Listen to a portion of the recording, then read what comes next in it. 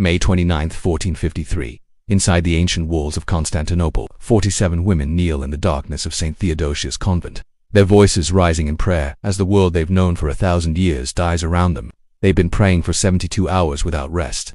Outside, the greatest siege in medieval history reaches its terrible climax. Sultan Muhammad II, barely 21 years old, commands 100,000 men against Emperor Constantine XI's desperate 7,000 defenders. The Hungarian engineer Orban's massive cannon has been pounding the Theodosian walls for 53 days, walls that hadn't been breached in a millennium. But these women locked behind their convent doors aren't just praying for salvation. They're preparing for something the history books rarely speak about, something far more complex and far darker than a simple story of conquest.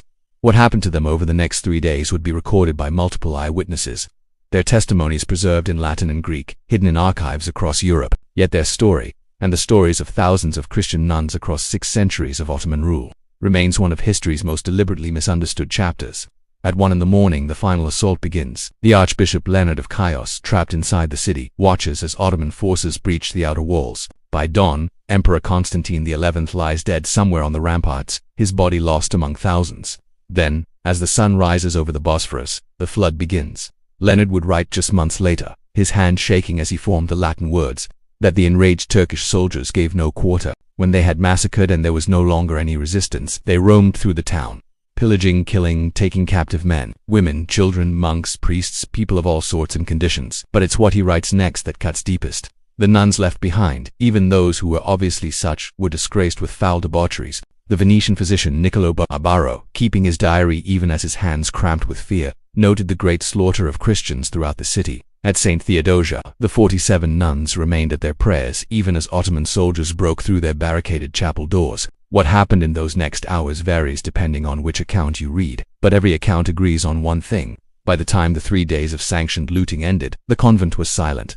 Here's where the story becomes something unexpected. 3 days after the conquest, Sultan Mehmed II entered the city and immediately ordered the looting to stop. He went to the Hagia Sophia, yes, converting it to a mosque, but he also summoned the surviving Greek Orthodox clergy. Within weeks, he appointed a new patriarch, Gennadius Scholarius, and granted him a firman, an imperial decree guaranteeing the Orthodox Church's right to exist under Ottoman rule. He even encouraged fled Christians to return. He needed them. A dead city was worthless to an empire. New nuns would take vows. New convents would operate. The very same sultan who had overseen the 3-day horror was now protecting the institution that had just been violated. This wasn't mercy. This was the beginning of a system, a 600-year relationship between Islamic rulers and Christian holy women that would shift, evolve, and sometimes explode into unimaginable darkness.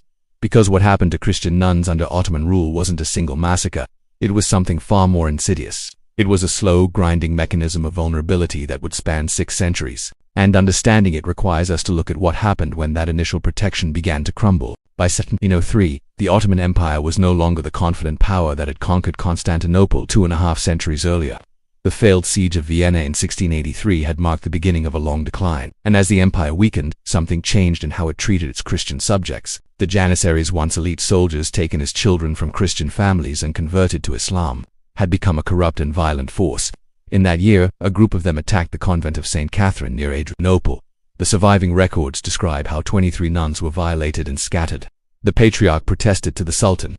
The sultan issued a stern decree. Nothing happened to the perpetrators. This became the pattern. Attack, protest, decree, silence. If you're still watching, if this story has gripped you the way it gripped me when I first discovered these testimonies hidden in archives, please subscribe. These are the stories that need to be told, the voices that were silenced, the history that was deliberately forgotten. Your subscription ensures these voices are finally heard. The question haunts every document from this period. Why were convents specifically targeted? Think about what they represented. Communities of women without male protection, often possessing some wealth from donations and land holdings, and perhaps most symbolically, living proof of Christianity's continued existence in Islamic lands. In 1770, during the Russo-Turkish War, when Russia encouraged Greeks to revolt, the Ottoman response showed just how fragile that protection had always been. On the island of Patmos, home to several historic convents, Ottoman irregulars descended like a storm. At the convent of St. John, which had operated continuously since the 11th century, a nun named Theodosia somehow survived. Her letter to the patriarch, preserved in Istanbul's archives, is almost unbearable to read. "They came at dawn," she wrote. "We had bolted the doors, but they broke through with axes. What they did to Sister Catherine before she died, I cannot write. What they did to the younger sisters who survived, they will never speak of. Most survivors never did speak. In a culture where virginity was essential to a nun's spiritual status, what happened to them wasn't just physical violation, it was spiritual annihilation. Then came April 22, 1821, Easter Sunday. Patriarch Gregory V was celebrating Easter liturgy in Constantinople when Ottoman soldiers entered the church. They dragged him out in his ceremonial robes and hanged him from the main gate of the Patriarchate. His body swung there for 3 days before being thrown into the Bosphorus. If the Patriarch himself wasn't safe, what protection existed for nuns in remote convents? On the island of Chios, during the Greek War of Independence, at the convent of Agia Marcella 34 nuns died. Sister Magdalene, one of 3 survivors, testified to British diplomats in 1822. "They separated us by age," she said. "The youngest were taken to the ships. The older sisters were gathered in the courtyard. I hid in the cistern." The screaming continued for hours. "When I emerged 2 days later, I found 28 bodies. The younger sisters were gone. We never learned their fate."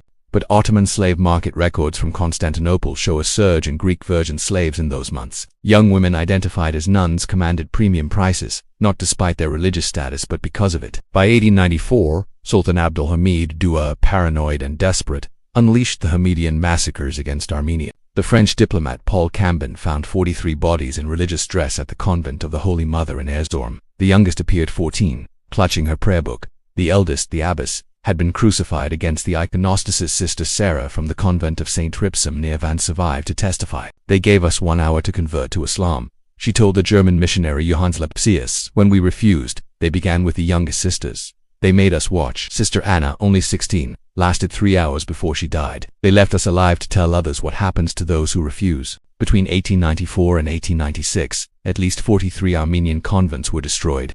The number of nuns killed was never counted. During the Armenian Genocide of 1915, the first modern genocide of the 20th century, that number became impossible to calculate.